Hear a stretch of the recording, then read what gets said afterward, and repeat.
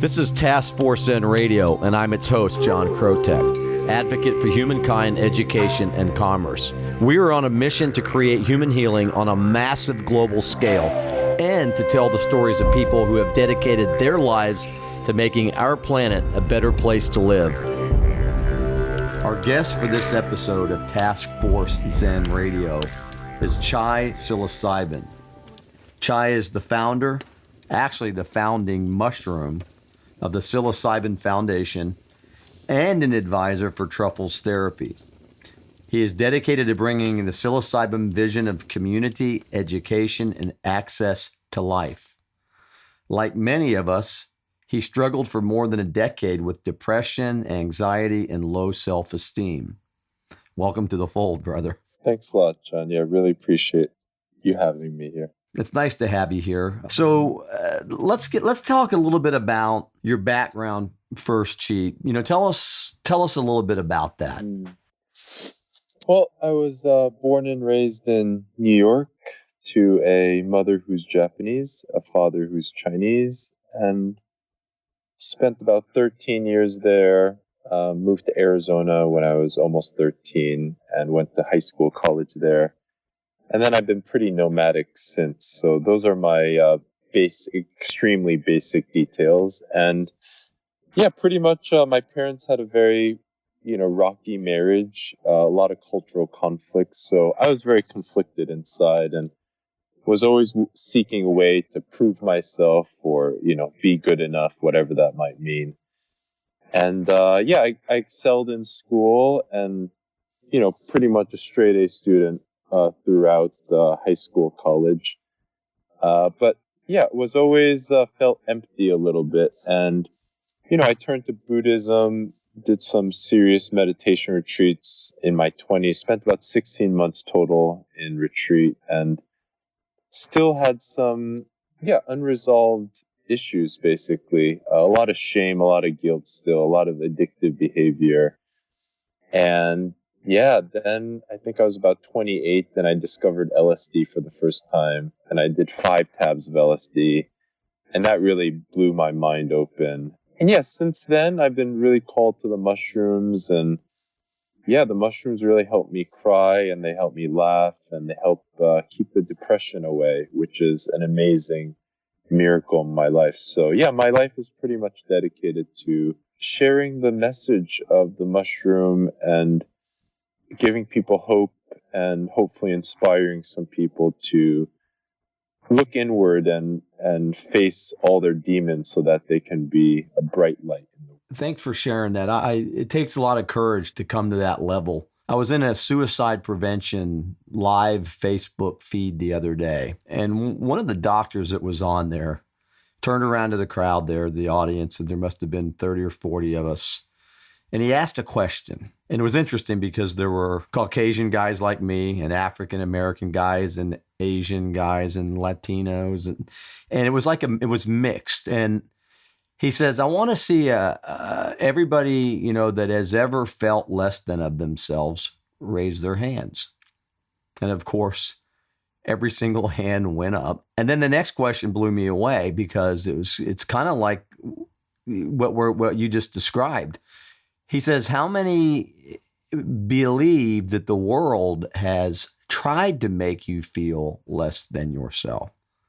And all the hands went up, man. And I got to tell you, it was a revelation, but it was another solidifying moment in my mind, which you so eloquently pointed out in your little description there, that there's a lot going on with all humans and we're dealing with these demons that you described. So kudos to you and tell us a little bit more about the experience itself. About the mushroom experience. Right. Well, it's definitely different for everyone depending on, a lot of different factors, a mind state and where a person does the mushroom and how much one takes, and preparation as well plays a huge role, diet, sleep, all the factors. It's pretty difficult to put into words because it's different depending on the dosage. But yeah, the higher doses really send people deep into their own subconscious psyche, and it can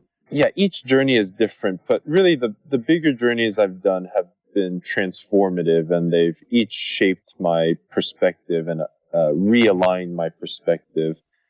And yeah, I've had journeys where, I'm in Africa and I'm a lion eating a zebra one moment, and then the next moment, somehow the psychedelic transforms the vision into me being a zebra in the herd and feeling the fear of getting eaten by a lion. And yeah, I've been in journeys where basically a lot of the Bible has been sort of revealed in visions, like the people leading others out of slavery, and the cycle of people oppressing others, and then the oppressors rising up. And yeah, it's pretty.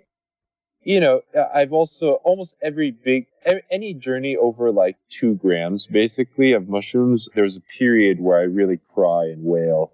And yeah, a lot of my journeys now are just really about prayer and bowing. And yeah, still the tears flow like basically an entire journey. So it's a lot about releasing all the sadness that gets built up, throughout the days and weeks, basically. And that creates a space for the light and the love that's already always present to just shine through. And it's like the clouds get dissolved, and the sun that was always there gets to shine through. Interesting. Chi, the I keep wanting to say like Kai T. I'm not trying to botch it on purpose, man. So, That's all good. so we're not talking about anything new here. This is not a new discovery. A lot of, like the magic mushrooms, peyote, the ayahuasca tea, even LSD itself has been around over or nearly 100 years, the isolation of the molecule. But we're not talking about new science here or new botanicals. These things have been around since the creation of man, and have been used by various cultures and individuals for thousands of years. And now there is, just finished a good book by Dr. Joe Tafora called the Fellowship of the River. Not sure if you've Mm. read that one, but Yeah, interesting. I've seen it several times. I haven't read it, but I've heard about it several times. My gosh, really good read. But one thing that you mentioned was about the culture. And he outlines in the book cultural trauma that he basically says ancestral trauma that spans generations. And they keep going on and on and on and on and on. And my background is Slavic, which is I guess the Balkans in that area, but also Ireland. And you mentioned China and Japan, and there isn't a culture on the planet that I think has not had some type of traumatic event happen to it.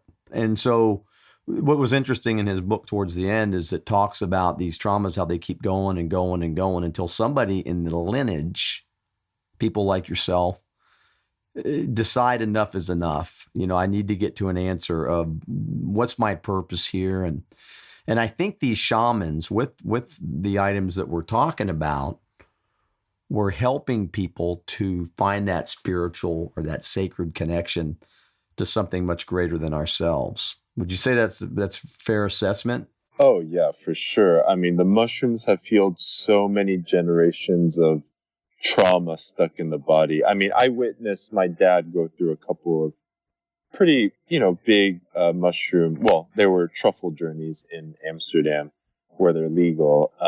Those were some of the most, heart opening, eye opening experiences to see this person that I had sort of blocked and pushed away for most of my life, and watching him cry for hours and weep and yell. I mean, it was a really, I could literally feel my heart like ripping open and expanding. So yeah, and since that, the other couple journeys after that, I really felt my grandfather's energy.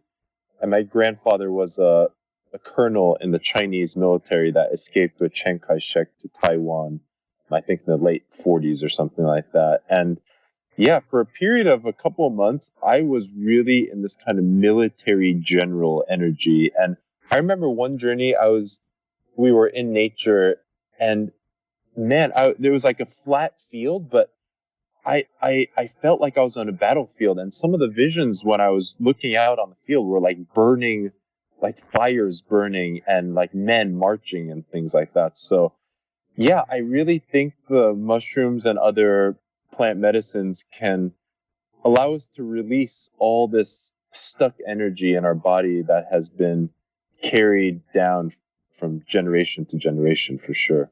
Interesting.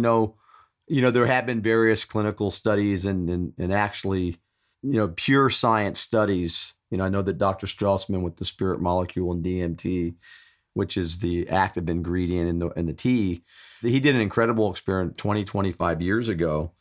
And there's proven science that items like psilocybin can actually help to heal depression and anxiety and addictive behaviors and patterns and substance abuse issues and post-traumatic stress. And I sometimes wonder, what do you think personally is the reluctance, the overall reluctance at times of the scientific community, if you will, What do you think the pharmaceutical industry? What do you think the reluctance is to utilize these materials more? Well, I mean, a lot of it's financial, economic, I think. I mean, it's just a completely different business model, if it is a business model. It's, people can grow mushrooms at their home, and, they can share them, and mushrooms grow really fast and pretty easily. So if people are healing their depression from things they grow from themselves, there's no need to go to the pharmacy, and then there goes however much percent of the antidepressant market, which is $16 billion by the latest statistics. So, and also when people heal from depression, then they also connect more with family and community, and they reprioritize eating together rather than, clicking buttons while listening to music while they're eating alone.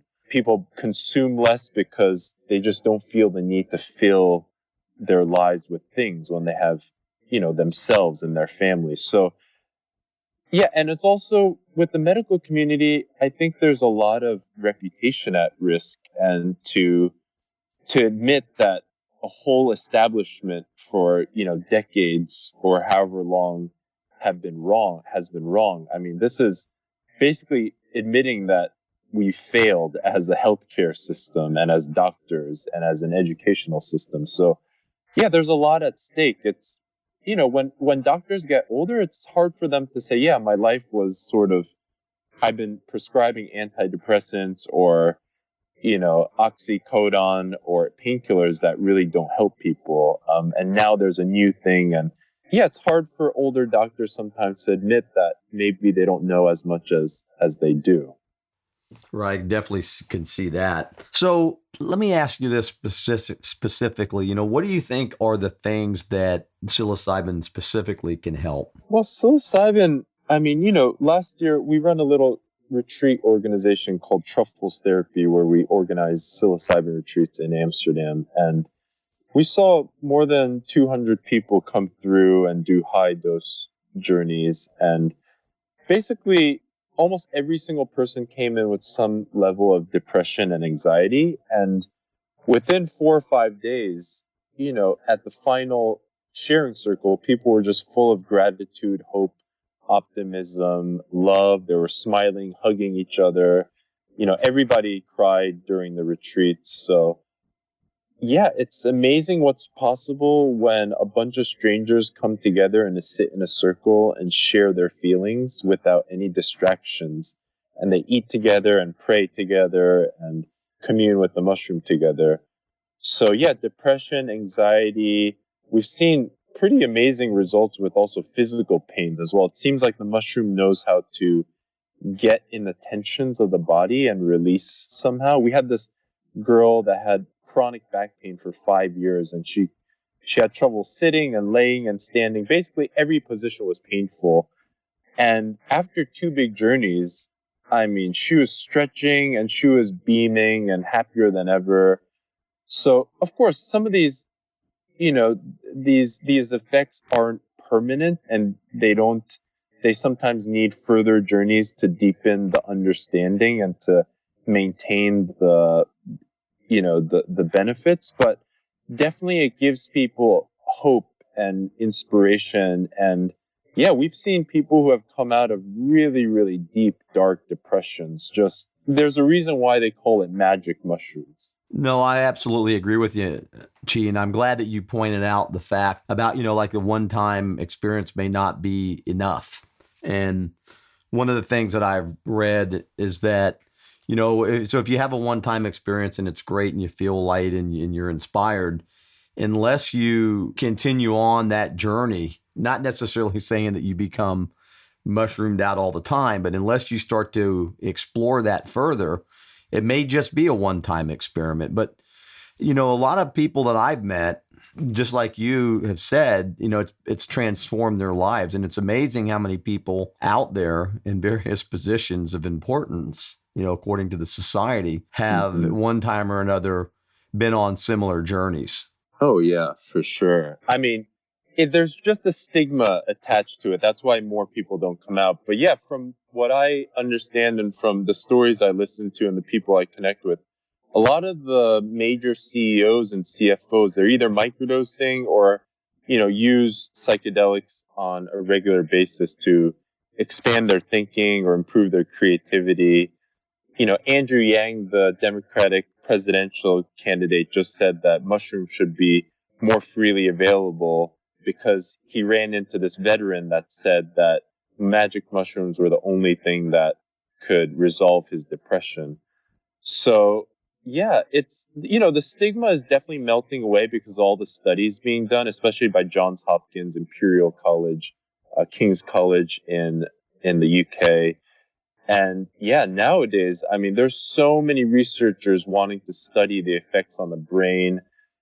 And also, I would, I mean, after having done, I mean, I'm on mushrooms pretty much, 5 or 6 days out of the week, at least a little bit. So I would encourage scientists and people to start talking about the heart and community because it's more than just impact on an individual brain. It's about healing how we see ourselves and each other and how we commune with nature. A lot of our sicknesses come because people are in cities and they're so separated from trees and forests and water, and they're surrounded by cars and advertisements that create this kind of sense of lack and anxiety. So yeah, it's about even without any kind of medicine. I mean, going out into nature, like there's a thing called forest bathing now, which is basically spending time in the forest. So it's really questioning everything we've been taught. And this is why psychedelics are illegal, because it makes people question things, and especially the Exactly. Yeah. authority the authority of the government and the educational system. And this is also why people don't speak out, because these are powerful forces at play. And yeah, like people like me, sometimes there's certain ways to silence us, so, but more and more people are speaking out, and it's really, it's a psychedelic revolution happening, a lot of people don't use that word because it's sort of dangerous, but that's basically what it is. All these cities are working to decriminalize. Denver, Oakland have decriminalized mushrooms. Oakland has decriminalized all entheogens.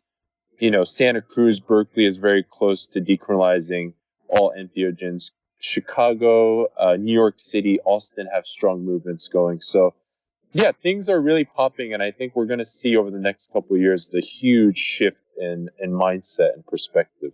Chi, I couldn't agree with you more. Even in some of the circles that I run in now, I'm a young 60, but I'm hearing more and more about exactly what you just described. And there's people that I never would have even thought would have been having a mindset like that to explore it, even to have explored that have. And it's actually, it's enlightening because I think that to raise consciousness, we have to go in.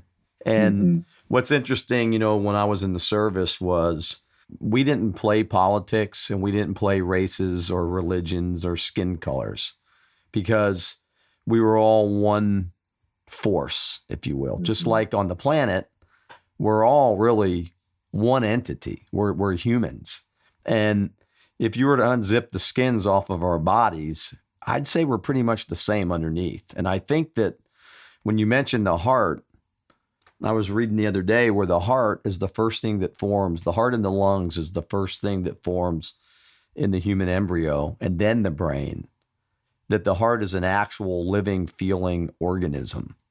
And the breath of life, we know what that does. It transports our blood and gets oxygen to our bodies. And so there's something scientific for sure, but there's something definitely sacred or spiritual here. Oh, yeah, for sure. Yeah. And this is why the scientific explanation is just entry point for people to experience it. And then people really realize that it's beyond science. It's about getting connected with God or whatever greater entity, and realizing that, yeah, we're all part of something way bigger than ourselves. And the trees and the animals and the dirt, I mean, we're all connected to, I mean, we're all going to be dirt one day, so it's realizing that sooner rather than later, and making sure that we leave this planet in a better shape than we found it, and we think about generations in the future instead of just thinking about how to survive and eat today. I mean, that's the expansion of consciousness that's necessary. And it basically requires a tightening of the belt. It requires people to be more frugal, consuming less materialistic, buying less, eating cleaner foods, eating less processed foods, realizing that each action we take, each thought we think has an effect on basically everything. So, yeah, realizing that although we are relatively quite insignificant as individuals, that insignificance should lead us to taking actions that are beneficial and not taking ourselves so seriously, and not thinking that, our own happiness or our own pleasure is the only thing that matters in this world. I absolutely love that thought process. I was reading another book. I'm always reading, and this book was titled "The Light of the Stars." It was by a astrophysicist from MIT, and he described that the same element of iron, which is on the periodic table, which burns in our sun and burns in all the stars throughout the universe, is the same iron chemically, molecularly, that's found in our blood. And I thought, it didn't strike me at the time, but as I started to read more and more about the universe and quantum theory and, sacredness, and it dawned on me that, every single thing on this planet and every single thing in the universe is a configuration of elements found on the periodic table. Are you kidding me? We're all connected, and the science proves it. So my question is, why do we do things? Well, we know the answer. So let me ask you this: if the listeners out there, here's our discussion today, and they're interested in visiting one of your experiences or having one, what do they need to do, and what can they expect? Well, I would recommend people do their research and see if there's something closer to home. I mean, now there's a pretty big network of, underground guides working, and there's so much information now of how to grow your own mushrooms and get spore kits, spore prints and grow kits and syringes. So that would be the first step. And yeah, and then if a full on retreat, we usually do 4 or 5 night retreats with people. If that's really an option, then yeah, trufflestherapy.com would be a good step. And if not, tripsitters.org.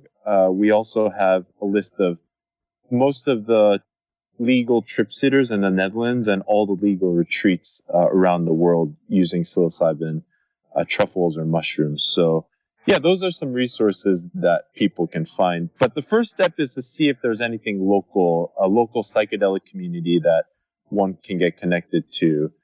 I think this is a part of the movement is, let's see if we can find the solutions in our hometown without having to fly halfway across the world to, seek out some mushrooms. No, I couldn't agree with you. And that also helps to promote what you just said about, being frugal and trying to leave a smaller footprint on the planet. In some of the various literature that I've read in publications, they describe some of the things you did about people that have decided, sometimes at the end of their rope, that they wanted something different, or felt that they needed to find something different. And it's amazing how many documented cases there are out there that people, after one or two doses, or a lot less than 10, have turned themselves around, ended Oh yeah. addictions, and it's Oh, for phenomenal. sure.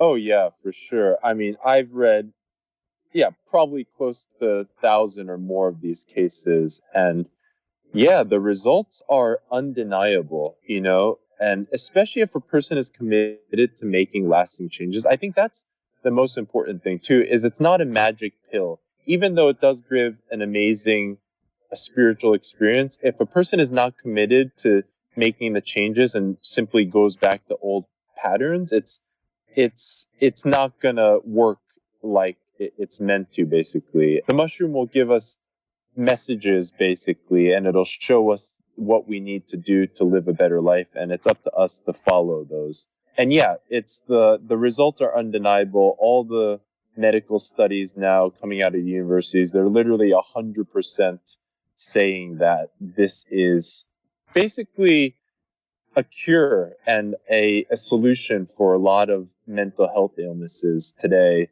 Of course, with the caveat that is always placed, that people with bipolar and schizophrenia should not be using these substances. And yeah, it's up to people to really trust their intuition, and instead of trusting some white or blue or pink pills that are processed in machines made by pharmaceutical companies that don't really care about people, it's looking to nature and seeing if there's any solutions in plain sight, basically. I agree with you, and I'm glad that you talked about those precursors or the prerequisites. If you've been diagnosed with some kind of illness, mental illness, it's probably not a good thing to experiment with a journey like that. But again, I love the fact that you said commitment and dedication.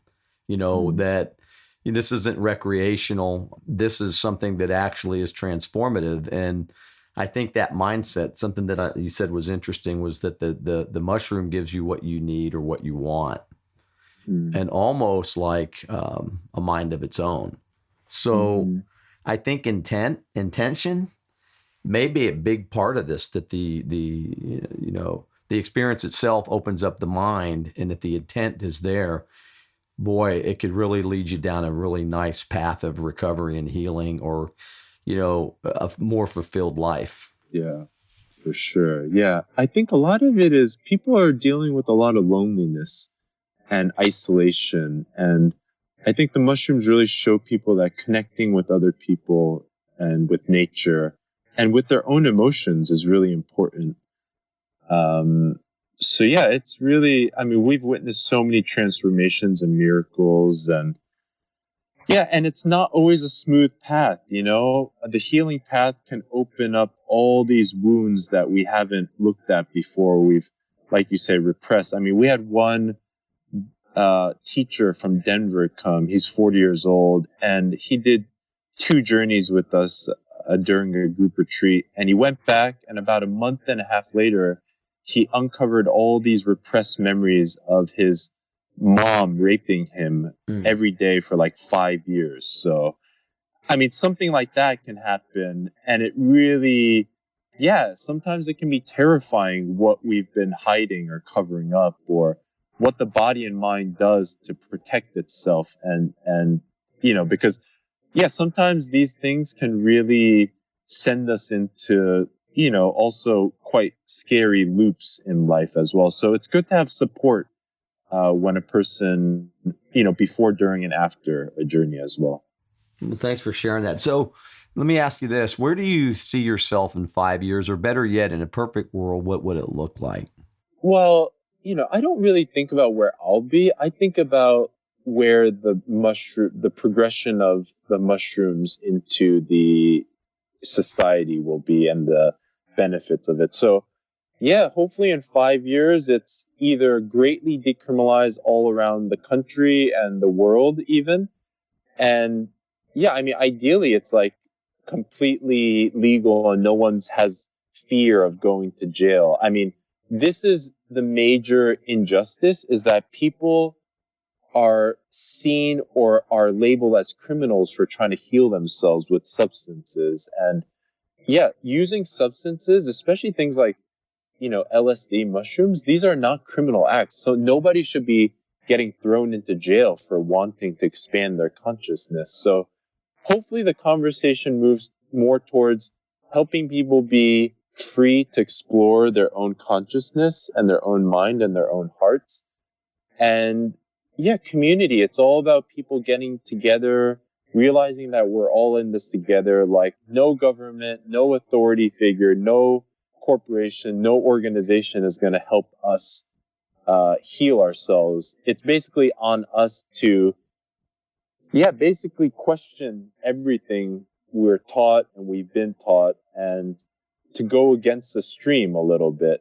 And that takes courage. And, the psychedelics can definitely give us a little bit more courage for sure. Definitely pointing that out. Well, we have a war on terror, we have a war on drugs, and probably safe to say in some places of the world there's a war on consciousness. Mm-hmm. Of course, my philosophy has always been, free will is the ultimate freedom. And, Mm. if you can expand your mind in a free world mindset, man, there's some great things that we could do as humankind.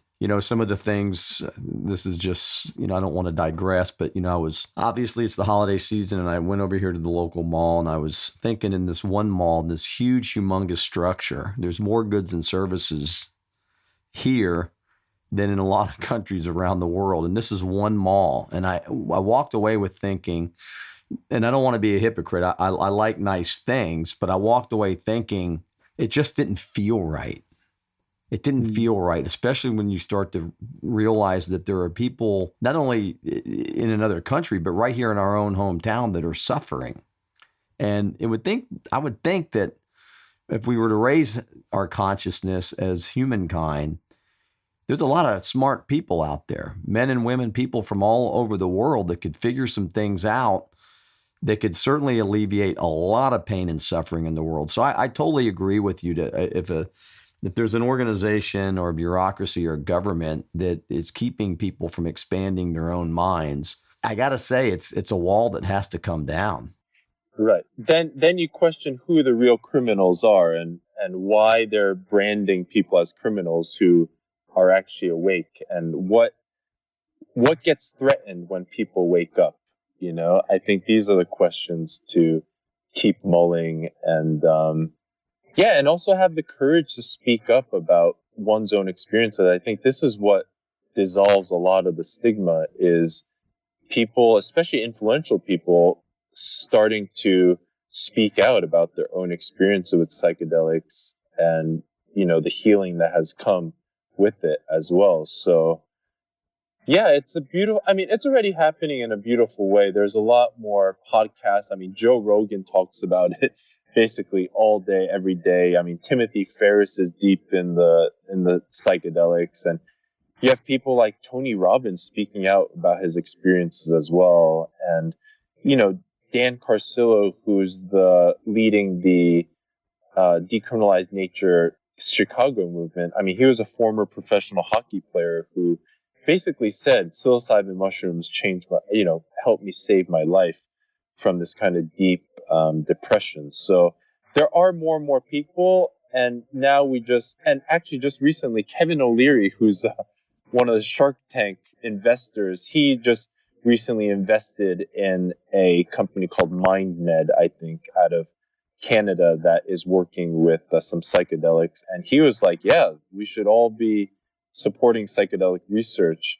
And it started a very long conversation. So yeah, and based on my conversations, I mean, there's a mass shift in the cannabis industry right now, and a lot of executives are looking to move on to their next venture, and all of them basically are looking at psilocybin. So I think over the next couple of years, we're going to see, yeah, a lot more smart people moving into the space and thinking together on how to bring the medicine to the masses and change the perspective and perception of, psychedelics in the mainstream's eyes. And yeah, it's a big shift, and our responsibility as a community is to make sure people have safe access, and that community is ingrained in the whole messaging. And it's not just about people having experience. It's about when you come home from an experience, that have your priorities shifted.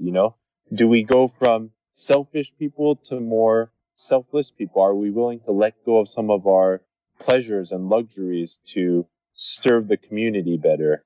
I mean, these are the major shifts that have to happen. Are we willing to, spend even a little bit less time thinking about ourselves and the money in our bank accounts? Are we willing to think about others more? And so, yeah, this is the progression that's already happening. And I like to hear that. And I couldn't agree with you more. There are some really high powered folks out there that are starting to spread the mission, the message. Even, we're kind of an upstart here with Task Force Zen and trying to educate people more about the things that are going on out there that affect everybody and can affect everybody in a positive way. Our mantra is healing without labels, advocates for humankind, education, and commerce, which comes last. But, Chi, let me ask you this, based on your experience, your background, the things that you're doing right now, do you have a personal mantra that you live with every day? Man, I mean, all I think about is mushrooms, basically, and how to spread their message. I mean, we have this little non-profit initiative going. It's called Psilocybin Foundation. And the three words that we run on there are community, education, and access. So, yeah, my mind is always on how to bring people together in safe environments where they feel comfortable to share about their own experiences, and how to educate people who need education, and how to shift perspective so that there's less stigma. And with education comes more courage for people to try it and also to speak out. And also access. Of course, this is a sticky point because living in the United States, it's not legal. But yeah, I'm always thinking about how to allow people to, where we can direct people to have these experiences in safe and legal environments. So, yeah, I mean, my life is dedicated to the medicine. And yeah, I mean, I don't know. I always think I don't know how long I live, but while I live, I want to live the truth, and I want to be a force for the truth. And yeah, speak and live the truth no matter what the consequences are, and reverse the trend of people not speaking the truth because they might lose something. I have really nothing to lose. I mean, I've died so many times in mushroom journeys that, physical death might just be another part of the journey. And although I don't look forward to it, I know that sometimes, revolutionaries, they go through ups and downs, and sometimes there are forces that don't like people speaking out, sometimes the truth. So yeah, I'm not, I'm expecting that at any time, like, someone will, I mean, we from the very beginning, we've been having people, random people sending us messages to try to stop us from doing the work we're doing or saying what we're saying. I'm really open to everything life gives, no matter how unpleasant or pleasant, and just living day to day with my heart in the right place and thinking about others first. That's really where I hope to, yeah, to live and to be. I like that. So we met on LinkedIn, which was really cool. It's a great platform for visionaries and business people to make friends. How can people contact you, Chi, if they're interested for more information? Well, they can contact my email, which is chi@truffles therapy. So that's chi@truffles, truffles therapy.com. They can just browse the website Truffles Therapy, or if they're looking for trip sitters or retreats, they can go to tripsitters.org as well. Actually, I have a personal page now. It's called mushroomchi.org. Nice. Definitely. Well, there you have it. Chief Psilocybin on a global mission, or on a mission to be global, to help spread the word about modalities that can help heal individuals and the human race. I applaud your work. I really, really, really thank you for sharing with us today on Task Force Zen Radio. And I'm looking forward to the time that I can make it to the West Coast, or if you're ever in our area here in Florida.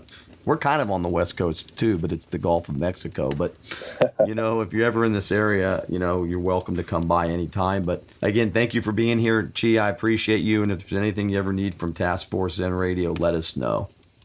Thanks so much, John. Really appreciate it. Thank you for listening to this episode of Task Force Zen Radio. Through education, we will raise global awareness, create more balance, perpetuate human healing, and diminish suffering in our world, because humankind matters.